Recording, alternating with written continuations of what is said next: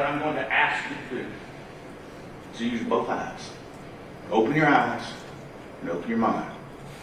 Because that's what I'm going to ask you to do. Because the state of Georgia has not done that. The state of Georgia has looked at this case with one eye. And they want you to do the same. But I know you're too smart for that.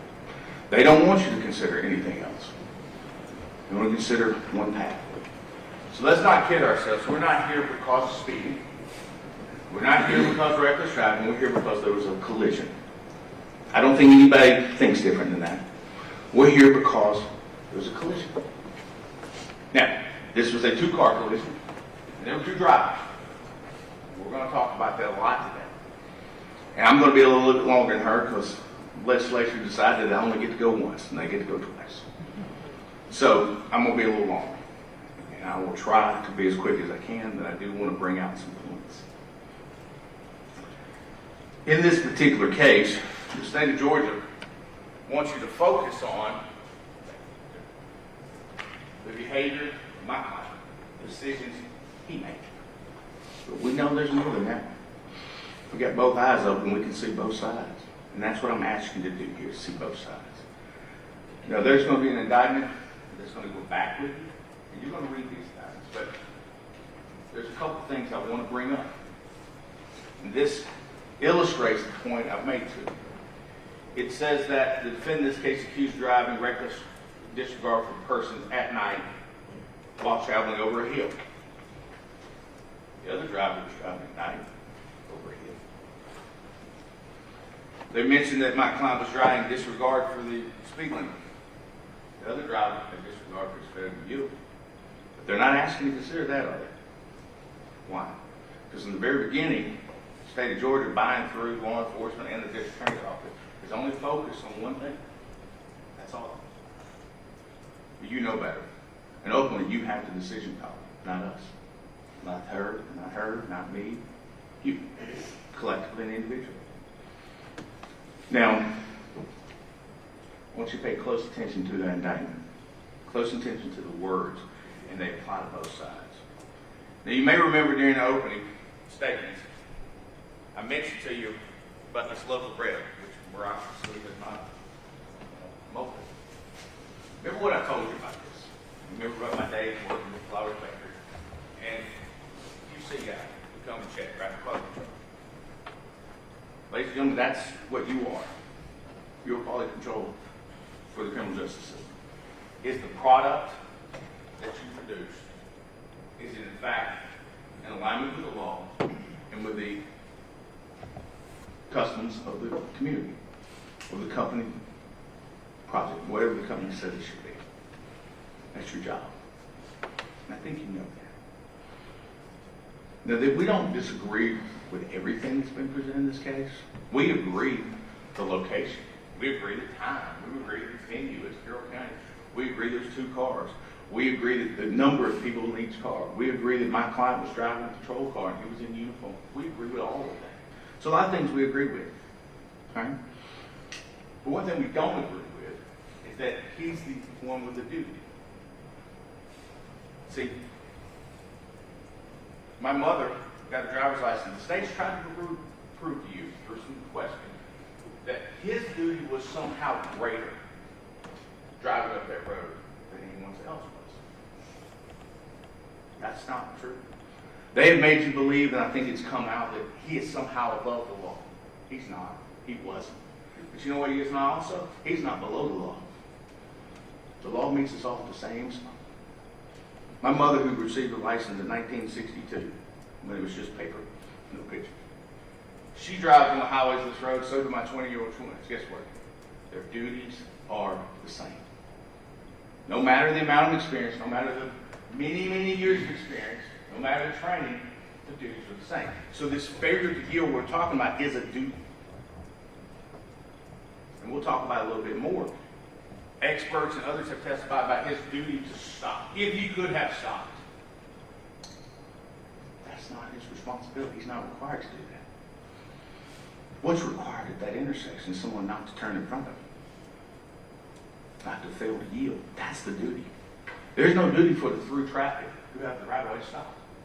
We're not talking about traffic control device. We're not talking about a stop sign. We're not talking about a red light, as we like to call it. That's not the case here. The duty lied on the other side. And that is what I'm trying to explain to you, that you're looking at with one eye. So, I'm going to quickly, I say quickly, I'm going to go through the jurors here. Excuse me, go through the witnesses here. And I'm going to bring out parts that I think are important. Some of the witnesses I don't think had parts that were important. So, the first person we heard from was Mr. T.J. Sylvie. Now, Mr. Sylvie would have you believe that there were just a few people over at his house and that alcohol had been consumed before, but not that night. What I found interesting, though, cupcakes. Well, why does that matter? What cupcakes, right? Well, I think that's been something that's been contrived by the state here and by the witnesses therefrom, because who would have graduated in September? September 26th. Who graduated September 21st? Who graduated September 10th?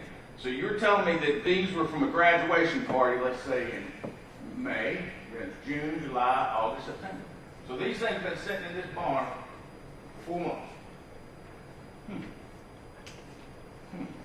That's interesting. Now, it's a small detail, but it goes to the truth. Who's telling the truth and who's not. Because let's not forget, he did also say his parents weren't home, mom and dad, grandparents weren't home. Young men, young women on the weekend in a house with no one there. What might have been happening? Pinochle? Shuffleboard? Probably not. We were all young once, myself included. Use your common sense. You know what's happening over there. You know what's going on over there.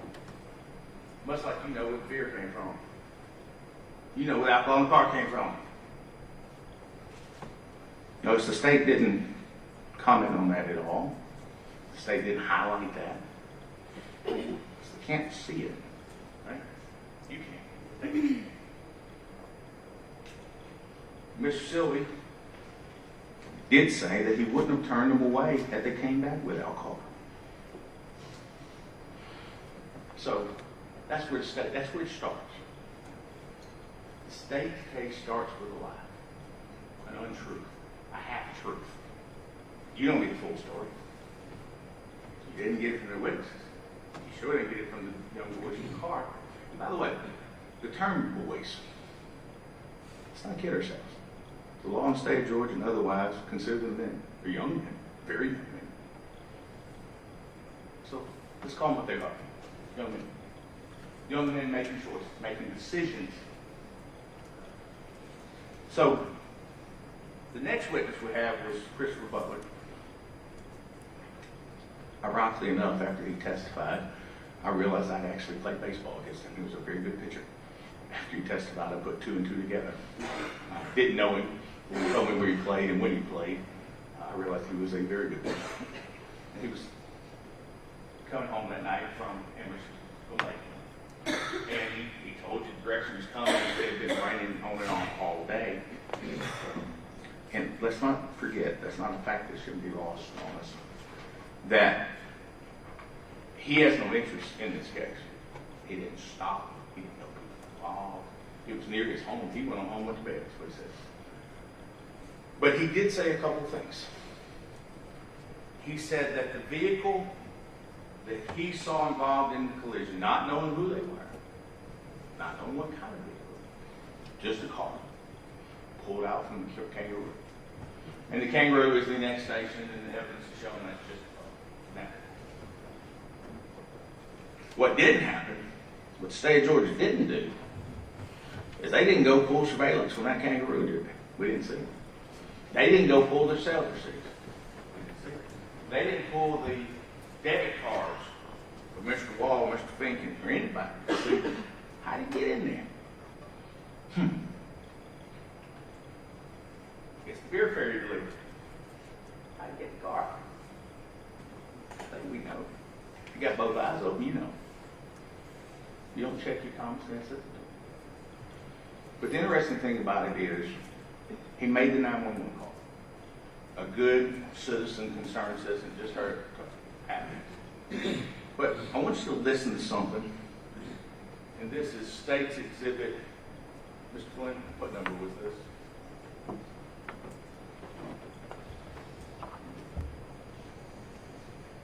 The state introduced this into evidence, recording 3. Listen to just a short portion of this, if you would, please. It didn't look good because, I mean, one car was, I mean, this car turned dead in front of the other car. What did he say?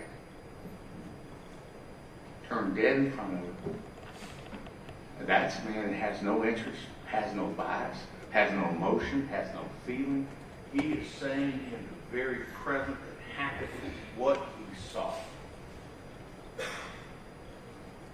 Turned dead in front of him. That was his words. Think about that when evaluating this case. Now, the next person we heard from was Ben Finken. Now, Ben Finken took the stand. He testified, and he swore to you what he was telling you was true. There's some details about Mr. Finken's testimony I'd like to highlight. He mentioned that he became very clear about certain parts of the evening, but not other parts of the evening, that he drove from western Douglas County, if you will, down Post Road. And he mentioned that the young girls wanted to go to McDonald's. They mentioned it on the way. That they got off the interstate, Highway 27. I think that's exit 11. And he went the wrong way. Yeah. Did they turn around and come back? No. Did they make a U-turn? No. No. What did they do? They went to Sylvie's house. Now, the timeline is unclear from Sylvie, from Finken, from Walt, when they got there, how long they stayed. We know what time the accident happened. Not long, how long they were there. You know, they'll have you believe that they were working out and lifting weights and that sort of thing, and that the girls were listening to music. That's what they'll tell you. I think we know better than that. And he mentioned about cupcakes, eating cupcakes from graduation. And then I asked you, who graduated September? With blue cupcakes. You heard Mr. Sylvie say that he graduated from Carrollton. That's not their college. The other two didn't mention anything about graduation. I tell you that the cupcakes were an invention and a creation of the witnesses because they wanted to explain the cupcake vodka smell later on. And we're going to talk about that a little bit more. That's where that came from. Now, when he was on the stand, he didn't remember the kangaroo.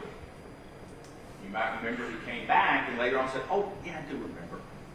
I do remember. Actually, he had a really vivid memory that there were cigars bought, Black and Mild wood tips, and that Dylan bought them. This is the same Dylan who testified, and the state wants to believe that he was on a health kick. Why would you be buying Black and Mild cigars? If you're on this health kick, if you're trying to live healthy, it doesn't make sense, folks. That's contradictory. And you, as a jury, get the ability and sole decision making of who you believe. Who has credibility, who doesn't. You get to decide that. But you know, there were no cigars found at the scene, were there? Nobody brought cigars, cigar wrappers, package of cigars. They took it to we saw it at a body shop. They went inside of it. They examined it. Not one cigar. Not one piece of McDonald's. Not a chicken nugget. Not a fry. Not a bag. Not a receipt with that date on it from McDonald's. None of that was there. But you know what's there? Booze. Alcohol. So, again, look at this with two eyes and look at the facts. He also said that he was on the phone with his girlfriend at the time. And maybe that's a girl's relationship. I don't want to overstep that. And that they were texting back and forth and they were mad at each other, the way young kids will become. And he also said that when they reached this intersection, that Mr. Wall asked him, hey, you see headlights? Man, let's think about that, if you will, the logistics of that. Mr. Wall is in the driver's seat, Finan in the passenger seat. They were making a left. Why would Mr. Wall need to ask Mr. Finan if he saw headlights?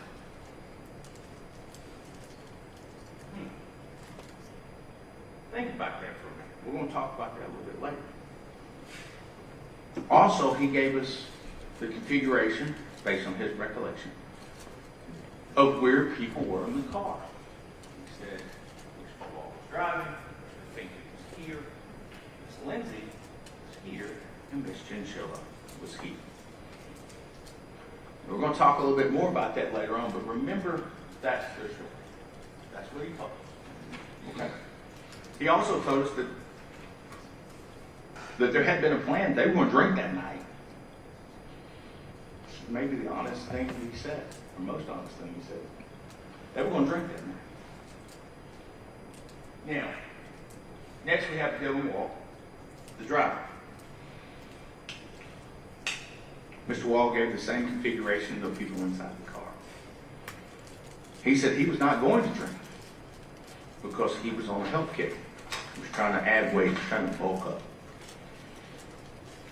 The interesting thing is, to me, that Mr. Wall had his brother's ID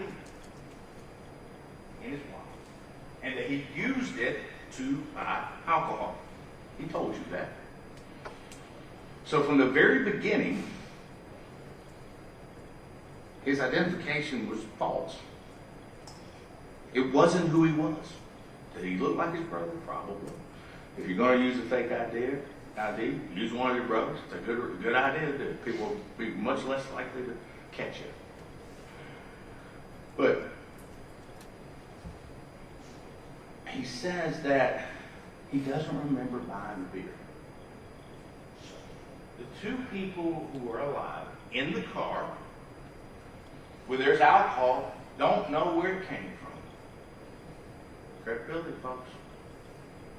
They believe. They do know where it came from. They're just not telling it. They're not willing to admit it. But I think we all know where it came from. And we all know how they got to that spot that they got it. Some people will say, and the state may argue, if our client hadn't been traveling the speed he was traveling, he wouldn't have been at that intersection at that time. Okay. But that's an open-ended argument. If they'd actually gone to McDonald's, they would have been there. Had they not made a beer run, he would have been. Had I not put my tie on this morning, I wouldn't have it on now. The argument goes on forever. Therefore, it's not a valid argument. So remember that. Eyes open.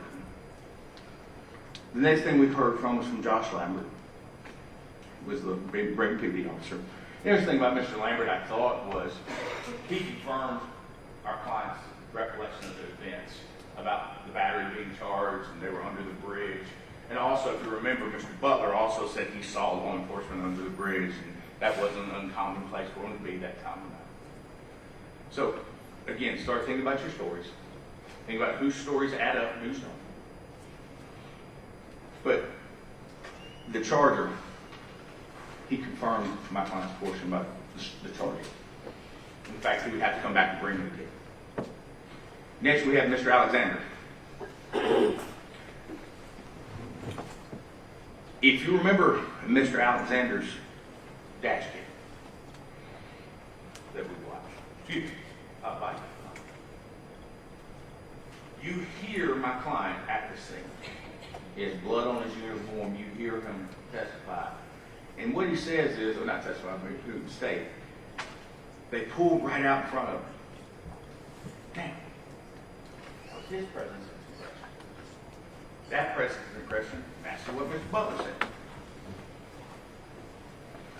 So It's not like he contrived his story and made this up after the fact. Moments after, in live time, in nature. That's what he said. Mr. Alexander, Mr. Lambert, and Mr. Wagner all testified to seeing alcohol at the scene. And not just one bottle of alcohol, not just one broken bottle that may have been thrown out by a careless litterer. It was in the road, it was in the ditch, it was in the car. They were clear about that. We then heard from Officer Philip Wagner. Mr. Wagner gave us the information concerning alcohol at the scene, again, consistent. Helicopter was too wet. Why does that matter? Well, the state has made the condition of the road an issue. But nobody drives one car and not the other in the same condition. The weather was for both people, not just one. Next person we heard from was Mr. Tommy Crafton. And he talked about how cameras worked, and he retrieved the Dashcam footage. Now, and he retrieved it from, and he was a state patrol officer and worked for the state patrol, Department of Public Safety, and he retrieved the video. Now, are we ready, Mr. Flynn, with the video? I think this was state something. Not that one, the other video. Not that one, the other video. The Dashcam. I believe this was state's exhibit 11, if I'm not mistaken. 12. Because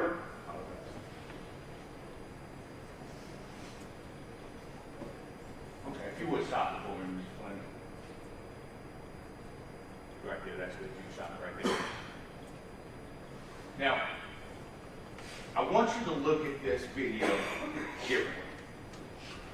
The state has shown you this video, and as I described before, they want you to look at one eye, only out the windshield of this car. And the reason I say this is in opening of their closing, the state mentioned about consequence. Probable, not possible. So I want you to look at this as well. You can hit play now. Thank you very much. All right, let's stop. Those cars that he just saw, headlights. Did they turn in front of him? No, they didn't. You can continue, please. Stop. More cars. Did any of those turn in front of him? Based on the state's theory, he should know what that driver's going to do by seeing the headlights. That's enough. You can continue, please. And stop again. More headlights. More cars. Is it probable that they're going to cross me in front of him? Possible, but that's not the same. You can continue. Stop. Another car. There's another turning area. Was he supposed to know their direction? Is any driver supposed to know their direction? No, they're not. You can continue. Stop. That vehicle there, going the same direction. Is he to know that person's going to maintain their lane? Or is it expected, is it reasonable that he would turn right in front of you? No, it's not. You can continue.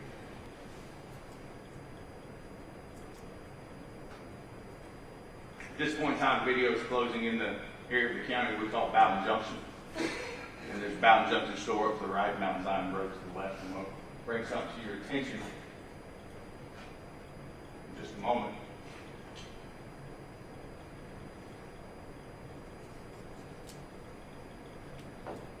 Stop. Yet another car with a turn area that they could have made a left.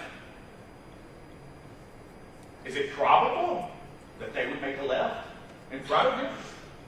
No, it's not. How would he know? How would any driver? You can continue. But hold on, there's more cars. How would he know what they're going to do? You wouldn't. You can continue. Now, there appeared to be a couple of cars in front of it. I want to pay close attention to those cars in front of it as we approach the traffic light. First of all, the vehicle directly in front of him, if you'll pay close attention to this, stop. What does that vehicle do? Turns on the turn signal, also known as an indicator. What you intend to do, what you indicate to other drivers you will do. We don't see that in Nissan, do we? No one's ever told you that. No one's ever testified that. You do not see that in the video. You see it here, right? Fast forward just to continue just a moment. And stop. Notice the car to the left, which is the direct opposite of the car that Nissan was traveling. What does it do? Puts its brakes on. Puts on its left indicator. Turn signal. What does it do? What doesn't happen to it? There's no accident. Right? Because that driver, that night, at that moment, decided to yield. Because that is their duty. Watch it. That's in real time. That's not recreation. That's not recollection. That is real time. Watch what they did. You can continue.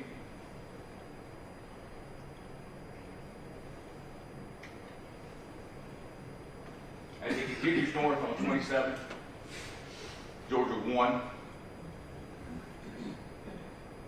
And this is the same video that the state introduced for you to see.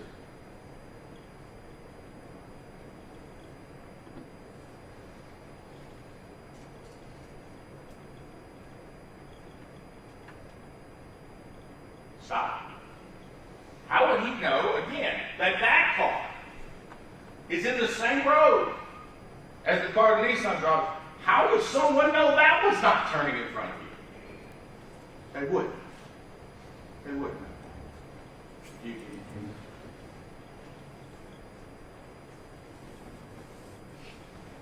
And you can stop it right here. So, the line of sight, and we'll talk about that in a little bit, the line of sight. There's not a turn signal on. There's no indication, no knowledge that my driver could have had, or any other driver could have had. They were going to turn left. No. So when you're looking at this, I ask you again, don't just examine this through the front windshield of my client's car. There were two cars involved. When looking at that decision Mr. Wall made, you must be as critical as the decisions against my client. Just because the state of Georgia told you not to be, that doesn't mean you can't. Doesn't mean you shouldn't. You can take it down, thank you. The next we heard from Marcus Shanks. Marcus Shanks, you heard from him, you heard what he said. He was an EMT. I thought the interesting thing about it is he noted that it was raining and the light flight couldn't fly that night. Interesting because it wasn't just a little rain. There was a good bit of rain. If you remember, there were photographs the skirt team took to make the rain is on the lens. We'll talk to you in a minute, but remember the dirty boots, the muddy boots. Mud doesn't happen with just a little bit of rain. It's been raining a lot. Now, this rain and conditions of the road are known by the other drivers as much as mine. But the state of Georgia, buying through the indictment, don't actually consider that. I do. I do. The next we heard from Jessica Polk. Jessica Polk was a EMS, I think she was a paramedic. And we see in Wagner's dash cam that she comes up and begins to render aid and assess the situation and triage the patient, Mr. Wall. Why is that important? Well, because she tells them, or she testified, that Wall admitted to drinking that night. Notice the state of Georgia, by through its indictments, the district attorney's office never mentions that part to you. Does it? Instead, they rely on medical records, not legal documents, and we'll talk about that a little bit more in a little while, to excuse his statements. But again, this is present sense impressment. pressure. At the moment, that is what he said. No one discredits Ms. Paul. Nobody. Nobody says, ma'am, you're lying. Ma'am, you're not telling the truth. Ma'am, you don't remember. Ma'am, you had a TBI, you had a brain injury, you can't remember. Nobody says that. You know what? It's the truth. That's what happened at the scene. Remember that when making this assessment. Next witness I find that was interesting to us was Jonathan Driscoll. He was one of the skirt team folks who just got there. And Mr. Driscoll testified about his muddy boots. Remember, he said he ruined them. Because he had to go up by the Nissan, and he was up on the embankment, he ruined his boots. Right, muddy. Mud doesn't happen instantaneously. Takes a little while to make that happen. Georgia red clay will mud up on you when you get enough rain on it. But that tells you it's been raining. But it was raining on both sides. It wasn't just raining on my client's windshield. Now, he is the one who discussed about the airbags. Now, I'm going to show you a picture, if we're ready, of the airbag that he took out and he testified to. And I'm going to use what's called the elbow system.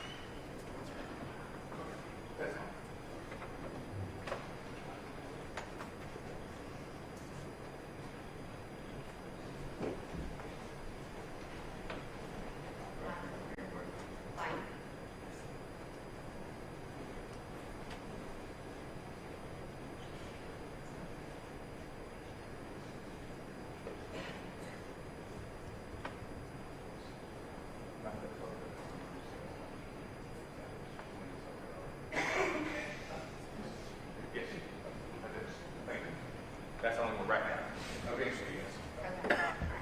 All right. He testified, the truth, that this was airbag. Now, we will talk a little bit more about this later, but I want you to pay close attention to this airbag. How it's made. Obviously, nobody in this case made it. No one in this case manufactured. Nobody in this case put it in the car. Just pay very close attention to that. Also, there's something interesting Trooper Driscoll said. He said that on occasion he's had situations where people lie about where they're in the car. He also said injuries to occupants are important to help determine how the injuries occurred inside or outside the car. He said that, and this is a man who worked for the skirt team, who spent years and years and decades of his life involved in traffic collisions. Now, I say that to you now, and we'll talk a little bit more about that, about where people are in the car and their injuries. Next, we heard from Chad Barrow. Now, Mr. Barrow, at the time, was in charge of Troop D skirt, and we heard Troop D's this large 20-something county area, and he was in charge of it. And this happened very close to his house, but he testified that he was out of town, so therefore he didn't arrive at the scene. He wasn't on call. But one thing that we did get in him was the drone footage. And I want to talk about that. Do we have the drone footage? This was entered in our case. He testified to it. All right, if you would stop. Now, before we watch this, I remember when my kids were little, and they were young. We used to love going to the zoo. We still go to the zoo all over the country. We love going to the aquarium. But I don't think anybody would believe that a tiger in captivity is the same as a tiger in the beluga whale is the same in the aquarium in Atlanta as it is in the ocean. They're different, right? There's a controlled environment. So, what I found most interesting about this drone footage was this. The driver of this white, I'm going to call it a van. I think it looks like a van. Not sure if it's an SUV. I'm going to call it a van. This driver of the white van had no knowledge that he or she was being videotaped, being recorded, right? This is an in-nature documentary, if you will, such as National Geographic would do. Now let's watch this car, shall we? You can play it. Let's count. 1, 2, 3, stop. So, he had upwards of 3 seconds to make the left in front of the next set of cars. He didn't do that. Let's watch the next one. Continue. 1, 2, 3, 4, stop. It's 4 seconds to make the left-hand turn in front of these folks, but he didn't do it, did he? You can continue. 5, 1, 2, 3. Another 3 seconds. You can stop it. He didn't make a turn, did he? Let's watch again. You can continue. And then finally, you can stop it now. Thank you. You know what that driver did in nature? He yielded. In the daytime, not in the rain, not on a hill crest. He yielded. You know what didn't happen? It wasn't an accident. Because the speed of those drivers didn't matter. What mattered was him getting in the lane without yielding. And we got a chance to see it in nature. And this was taken a few days after the incident. So that's how it looked. Intersection. I thought that was super important because we very rarely do we get to see something in nature as it actually happens. And this is why I tell you speed is not the reason we're here. We're here because there was a collision. And then you have to look at what is the cause of the collision. Clearly, yield is the cause of collision. That in and of itself proves to you that in nature, it doesn't happen if you yield. Next thing we heard was from Brandon Stone, who also marked alcohol at the scene. I thought it was interesting. I think it was States Exhibit 15 through 18. And this builds a little bit on our case. You got back. What was very interesting to me, and I'm going to use this elbow again if I may. They marked it AOI, area of impact. Now, you may remember, and we'll talk about it a little bit more, area of impact. That is where they believe that the cars met. That is the first point that two different vehicles met one another, right? Area of impact. Now, the interesting thing about that, for me, if you've heard testimony, we'll discuss it a little bit more, is that area of impact was completely in the right-hand lane. It was the back right end of that car.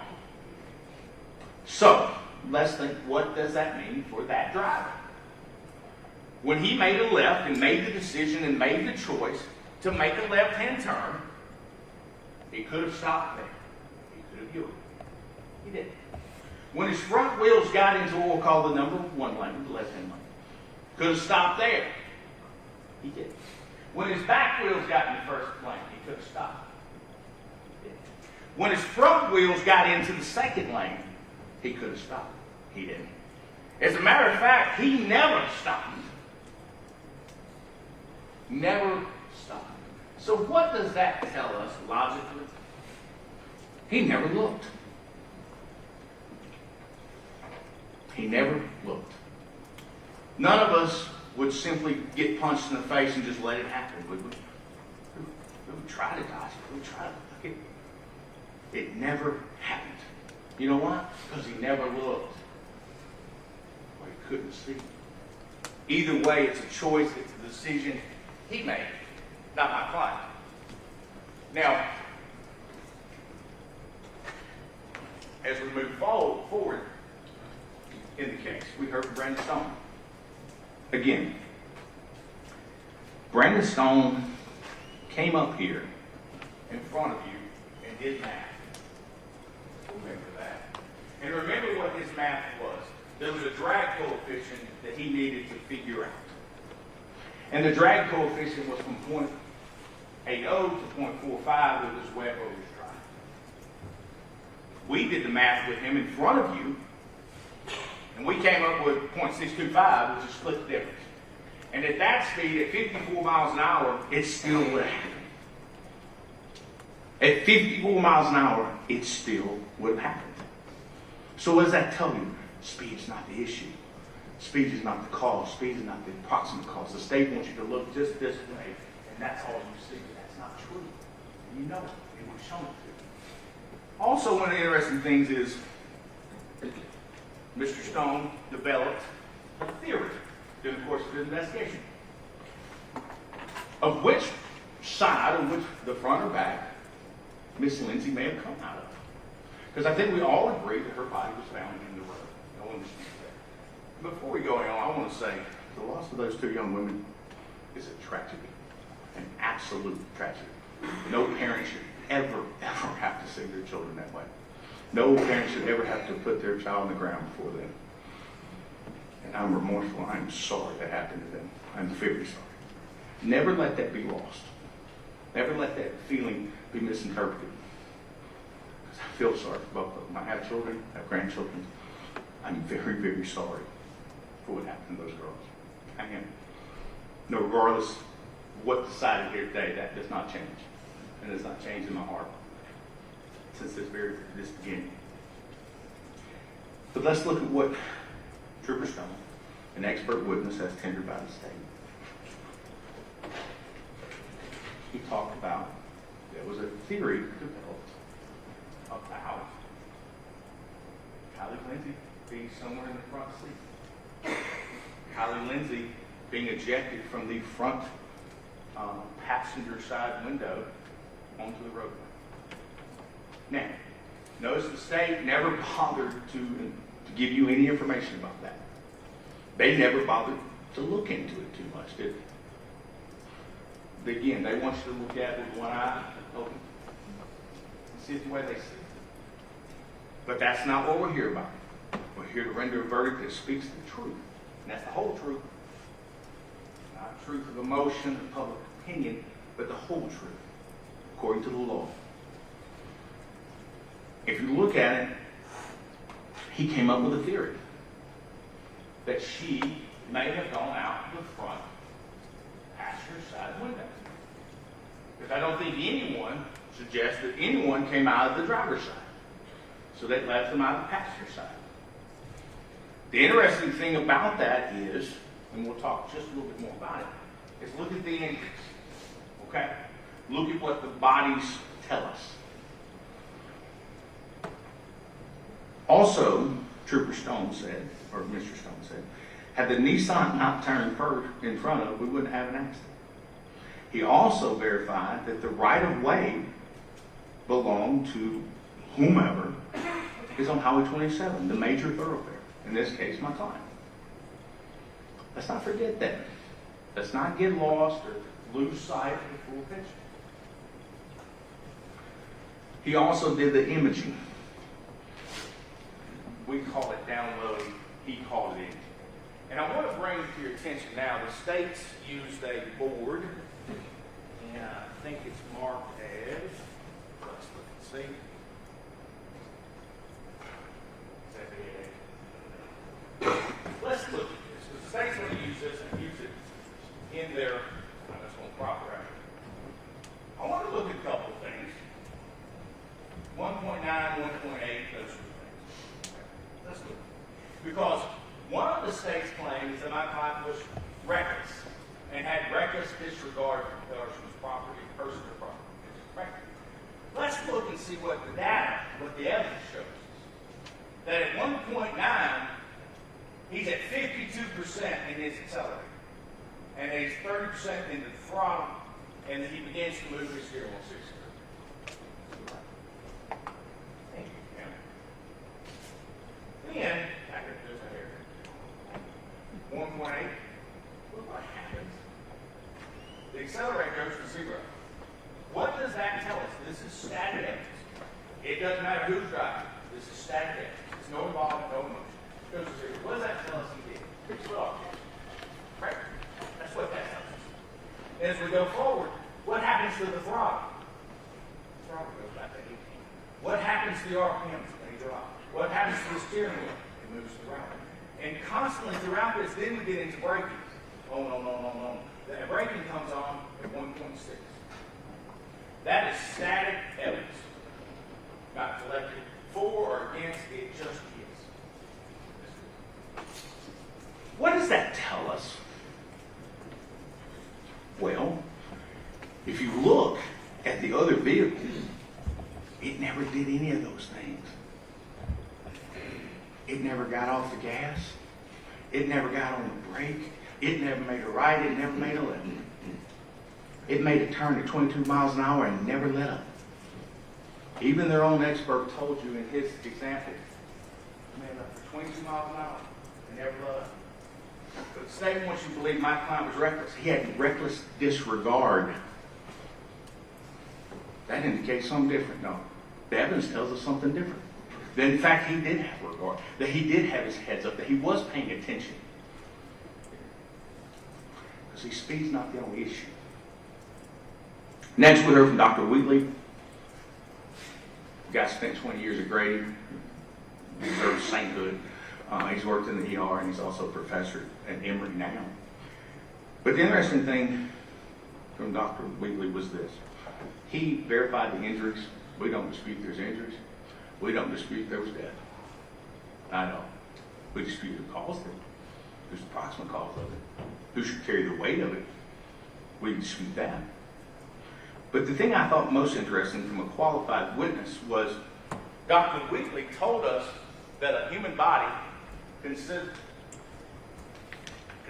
of that of Mr. Wall would metabolize alcohol at 0.01 to 0.012 per hour. Natural metabolism.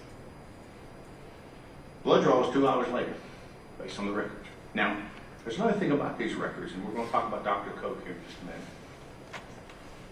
These are not legal documents. Doesn't mean you can't consider it. But they're not legal documents. They're medical records. It's in the records.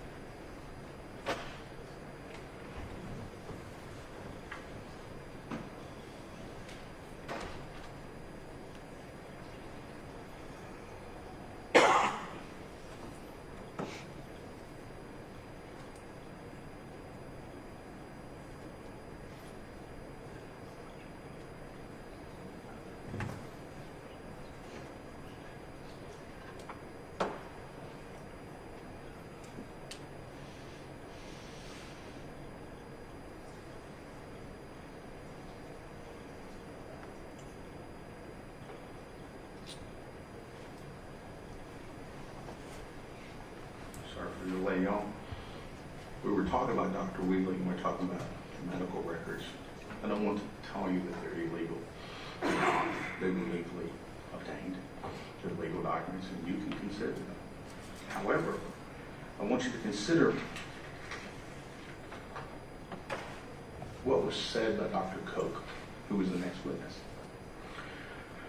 Dr. Koch, who's a PhD, he was from the Midwest, if I remember right, Purdue, and he was all over the place. And he'd been at Grady for a long time, even back then. He said that these records were gathered, this test was gathered for healthcare reasons, not for legal reasons.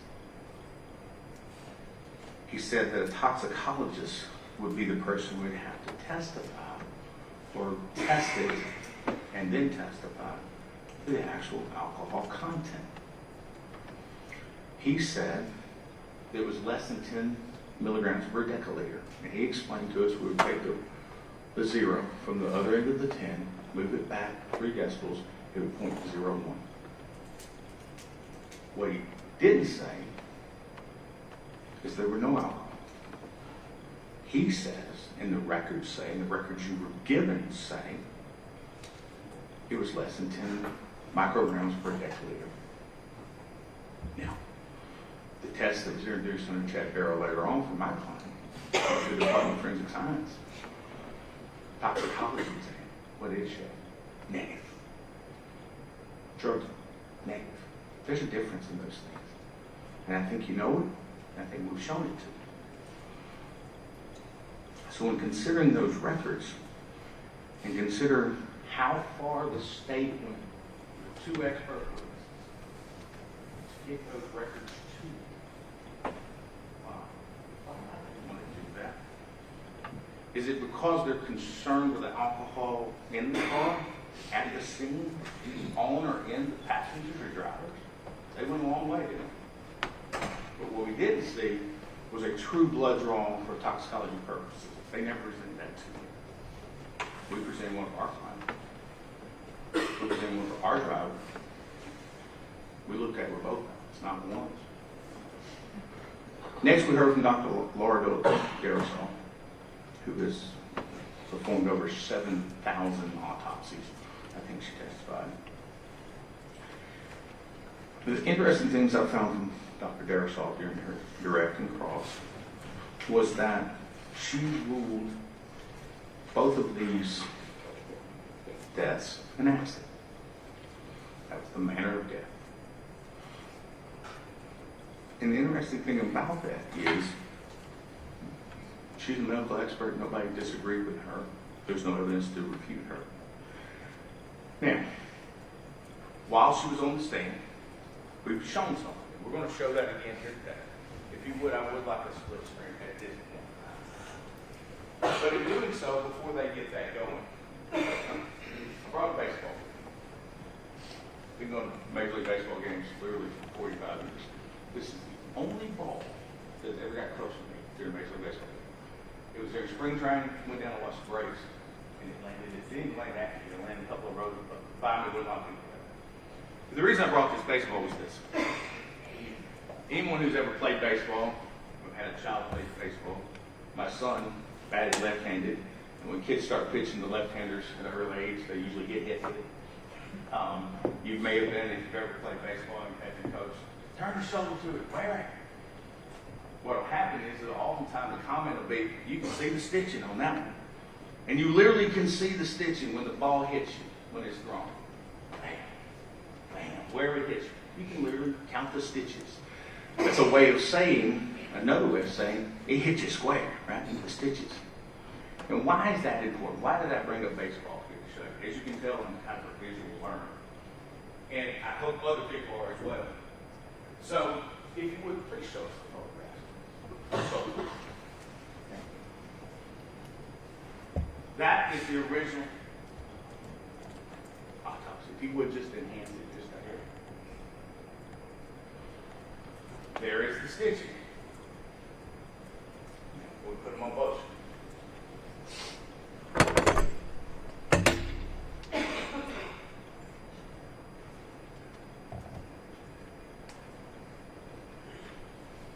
Thank you. Now, why is this? Based on Dr. Darrison. Remember her testimony that it was circular 2 stitches. Here. Notice testimony of the other officer, Driscoll, that the airbag here is unique. It is different than the pillow type airbag that was on the other side. Notice, if you will, the body. Notice the double stitching circular style. We didn't make this up. We didn't create this. This is evidence. This is facts. So, also notice on the body, on Mrs. Lindsay's body, which struck her. Whatever struck her. In fact, the airbag, where did it strike her? Lower left breast, middle of the rib cage. Now, all of us have driven cars. We've seen photographs. An airbag, when driving in the driver's seat, unless you're an extremely tall person, 6'10" or so, airbag's going to hit you in the face. Why? That's to keep your head from whack, back and forward. That's the intent of them. That's why they were made. Why might this airbag strike her there? I think the evidence is she was a fairly small, petite young lady, beautiful young lady. She was in an elevated position, that's why. I think the evidence shows that she's in an elevated position. Also, shows that she had to be in the front seat area. And the fact that their recollection of where people were in the back just doesn't make sense, folks. This makes sense.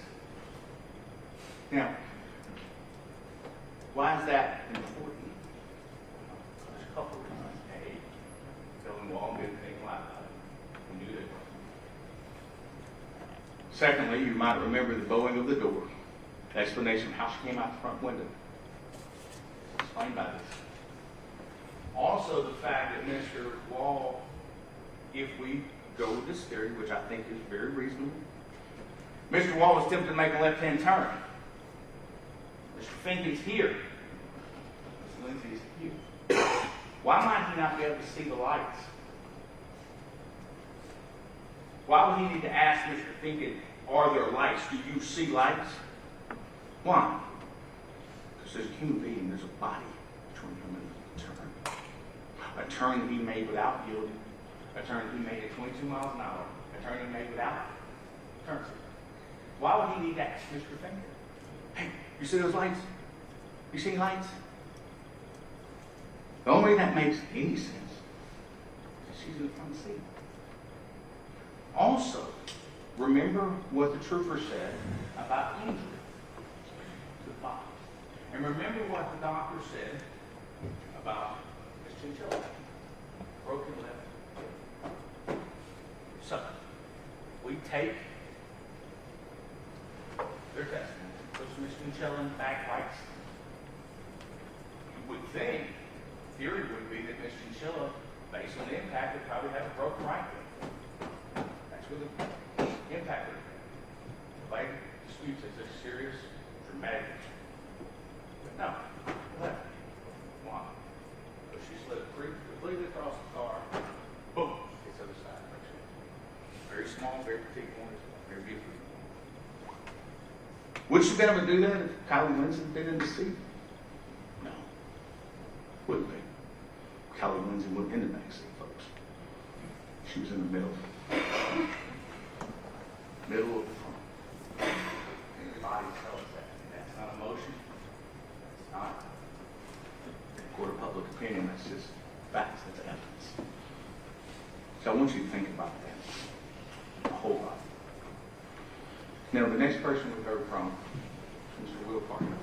Now, I was very intrigued, very, as a taxpayer in the state of Georgia, why the district attorney's office felt it necessary to pay a private, who got paid? You got paid to show up, a He got paid to travel. He got paid to look at things. He got paid his time during testifying. He got paid for it. Why did the state of Georgia feel necessary to spend our tax dollars to hire somebody when they had state attorneys who have been trained and who work for us anyway? Why? Why might they want to do that? Because they don't necessarily agree with the state patrol? I don't know. You'll have to ask them. But our tax dollars went to pay for that. Sure did. And why? And remember, Mr. Partheimer talked to you. And I thought this was very, very important. When talking about credibility, credibility is a way of weighing what people say. Let's look at the things Mr. Partheimer didn't do that State Patrol did. Mr. Partheimer didn't come to the scene, did he? Sure did. Mr. Partheimer didn't examine the vehicle. Mr. Partheimer didn't download or image the vehicles, did he? Mr. Partheimer didn't visit the garage where they were kept, did he? Mr. Partheimer didn't mark the scene with evidence with spray paint. Sure didn't. So now, who would believe him? State Patrol did all those things. Skirt King did all those things. So, who has more weight in your eyes? I think it's pretty clear. Mr. Partheimer was brought on for a single purpose. Single purpose was to discount what State Patrol found. And notice one thing about Mr. Partheimer. When I pushed him just a little bit, and again, he's not a physicist. He's not like he has a ton bit more of education than troopers do. Not a ton bit more training. It's not like he's got a master's degree or a PhD in physics or engineering or anything along those lines. So being equivalent to that of the troopers, he didn't do his math for you. He said that the drag to the total fish, which was the slide of the stop, that's the wrong formula. But did he ever get up here like Stone did and do this formula before? Oh, yeah, he did. Why? You have to decide that. I have my theory, but I think you have to decide that. But there were a couple of things I found interesting. He relied on some of the GSP's work. The distance, the film, the rates per second. He relied on some of the work, the download from the Dashcam. He didn't rely on all of it. He picked and chose what he wanted to do. But I did find it interesting that he called the Nissan a hazard during his testimony. He used the word hazard. That's important. He also testified how it was a natural reaction for someone to go right. Natural reaction. Again, my client, that night, like any other driver, with regards to approaching this intersection, he talked about line of sight as well. Line of sight works both ways. I can see you, you can see me. Same thing applies here today. I'm going to evaluate this case. There's also discussion of a heel crest, or a heel. I don't like the word heel crest. Those of you who are natives of the state of Georgia or been in the state for a while, you realize the heel crest in Raven County is going to be a little bit different than heel crest in Loudoun County. Right? Heel crest means different things. But I think there is a principle that holds true. If I'm standing on the hill, I can see better than if I'm standing at the bottom of the hill, if we're looking at each other. If you're at the top of this building, you can see farther than you can at the bottom. But elevation is an advantage. And that's an advantage Mr. Wall had. So when you talk about sight lines, let's not forget, they're equal to each other, but who had a better sight line? And one of the things I found interesting,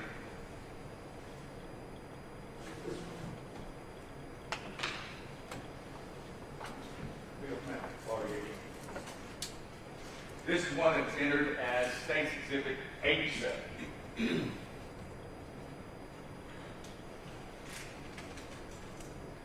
To further prove what I've already told you, they talk about line of sight.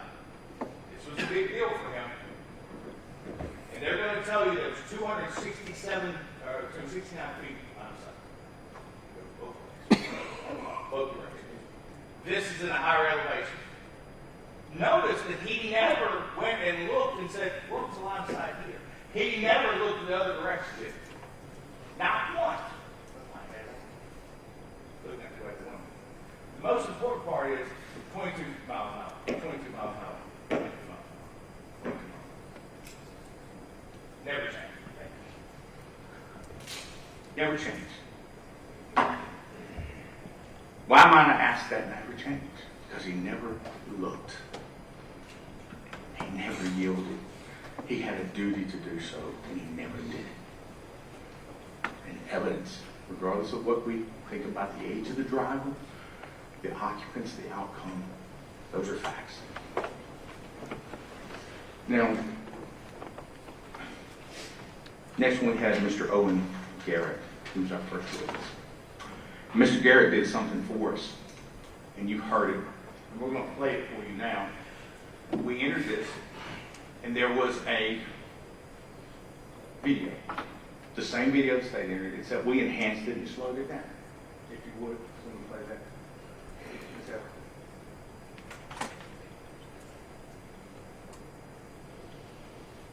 I apologize. Technology is both our friends and our foes.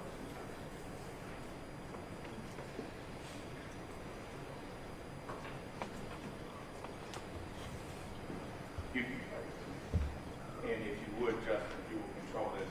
I would like to go frame by frame, which the expert or the witness said was possible. You can continue just frame by frame.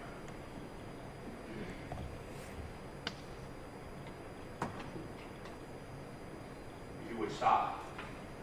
Back up one frame.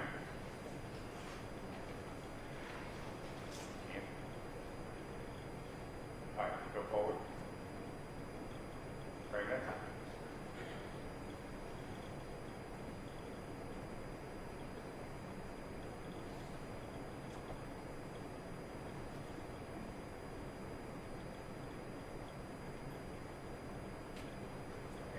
Stop. Now, it is at this point that the state of Georgia wants you to believe that my client knew that this car was going to make a left, would not yield, would not stop here, would not stop here, would not stop there. That's the probability they want you to believe. That is the exact same position as multiple vehicles that night, moments before this, on that side of the road. You can continue this frame by frame.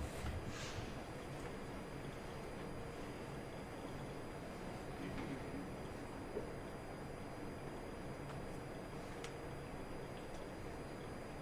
And you can stop. Now, my client sees this. You heard him testify. He believed everyone stopped. They would see his lights. They would yield. That's how it happened, isn't it? You can continue.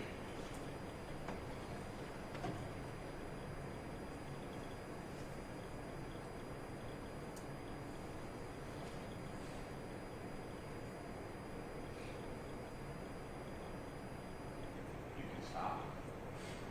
At this point in time, you begin to see my client's vehicle. The brush guard in the front, the outline of going right. Why? You heard why. He told you why. He thought they were going to stop. Again, they had that lane to stop in. Did they? No. The state wants to tell you that's a probability that you should consider. You can consider. Continue.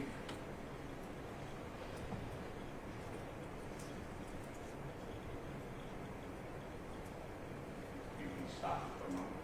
At this time, based on the state's evidence they put in from the EDR, the event data recorder, he's going to the right.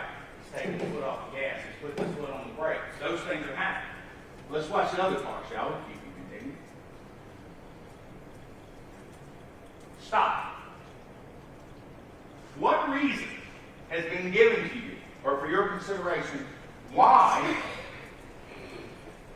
a person driving this car could not, in fact, see the headlights at this point from this car? No. You know why? Because there was someone blocking.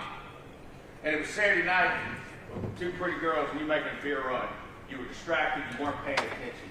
That's why, folks, this happened. Not because of this car. They had opportunity to stop there, and did not do it. You can continue.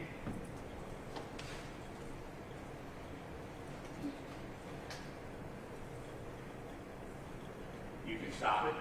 At this point, Trooper Scott, though according to the state was being reckless and had reckless disregard, he's attempting to avoid this collision. He's attempting to go to the right where he had more real estate, hoping that they would stop, and he told you that. So who in fact has disregard for human life? Who has disregard for property? The Nissan does. You can continue.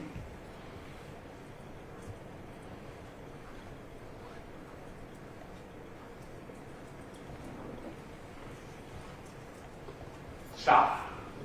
At this point in time, the trooper's car is completely in the right lane. We'll say 95% right lane. If the Nissan stops here, we don't have an accident. Now, the state's not going to tell you that. They don't want you to think about it. If we stop here, there's still not a collision. Because speed's not the issue. Speed's not the question. It's a two-car collision.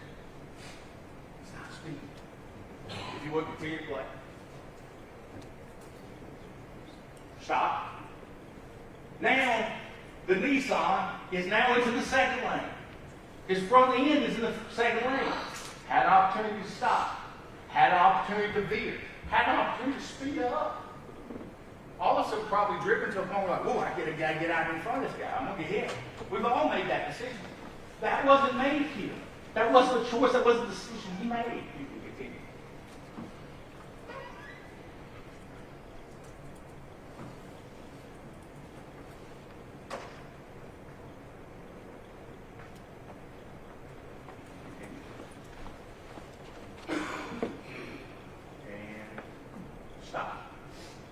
At this point in time, you can see in the front of that car.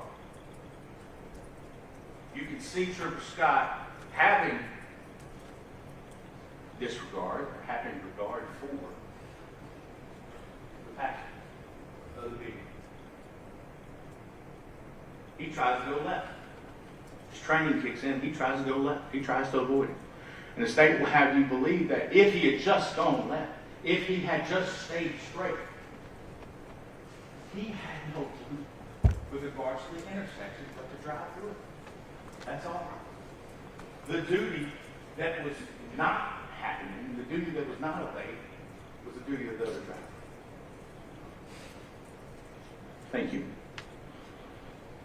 Then we hear from Brown Blankenship, who was the sergeant who showed up on the scene. He too noticed alcohol on the scene. Yet another law enforcement officer. He said he wanted BAC from Dillon. We never got that. We got medical records. But he did escort my client, a trooper under his supervision, to the hospital. He did request a blood test to be drawn. And it happened. It was a consent. They didn't have to have a warrant. They didn't do any of those things. He consented to it. Next up, we had Joseph Clay Sims. Now, interesting enough, the state didn't bring Joseph Clay Sims. We did. Why? What does he say? He heard him throwing up. So it's not a creation of his memory. It's not creation for purposes of trial. He heard him throwing up. And he's the one who had to clean it up. And remember what he said, birthday cake vodka. Asked him, are you familiar with that smell? I was. Was there a lot of particulate in it? No. Now, if you believe the two young men, there should be cupcake in it. Maybe that's why that particular part of their testimony exists. There should be hamburger, chicken nuggets, french fries. They actually went to McDonald's. No. Liquid. Now, did he have a head injury? Sure did. Can that cause you to vomit? Sure can. Can drinking too much birthday cake vodka make you throw up? Sure can. And he testified to it. Then he heard from my client, A.J. Scott. He has dedicated his life to service. Got out of high school, went to the Marine Corps, served the country. Came out of the Marine Corps, went to Georgia State Patrol, served the state. His character was displayed in the Dashcam videos of Green Police Department. What does he do? And he testified. What does he do after this accident? What's the first thing he does? Turns on the blue lights so other people know there's an accident. He calls them in. Then what does he do? He doesn't figure out, oh, boy, I got to cover my story. I need to tell something. Oh, boy, I need to tell somebody else. No, what's the first thing he does? Gets out of his car and he goes to the only side that he is certain somebody is the driver's side of the car. The car is smoking. He helps get the driver out. That tells you what you need to know about him.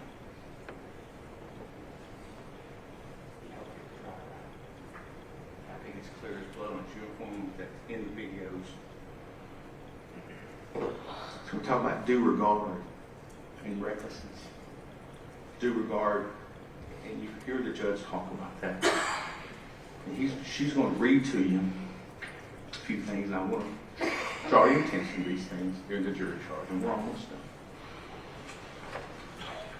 done. Due regard will be read to you. A reckless disregard.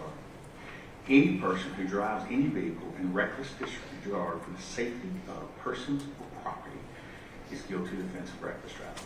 Reckless disregard may be defined as a discard of consequences or a heedless indifference for the safety and rights of others who might reasonably be expected to be injured thereby. Now, they're asking you again with one eye to apply this. Apply to both sides of the court. Who had a disregard for the injuries of others? You might be reasonably expected. Someone fails to yield, turns in front of someone, never hits the brakes. That's reckless disregard. Judge is also going to talk to you about proximate cause.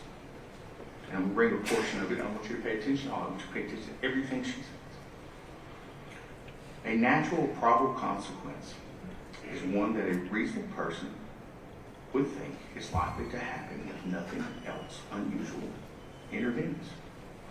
What might be something unusually intervening in this case? The left-hand turn, different than all the other cars that night. A defendant responsible for the consequences, which is probable, not possible, probable, in light of the ordinary and usual experience. A defendant is not responsible for a consequence which is only possible. So the state's going to have you believe that they're turning left in front of them without any sort of indication, without yielding. It's probable. Remembering the rules of the road, I think you'll disagree with that. It's possible, but that's not what the law says. The law says probable. In closing, I want to direct your attention to a couple of things. This is a court of law. This is not a court of public opinion. This is not a court of emotion. This is a court of law. And the law directs what you should do. Now, you apply it. It's completely within the province of you as the jury to apply it. I trust that you will.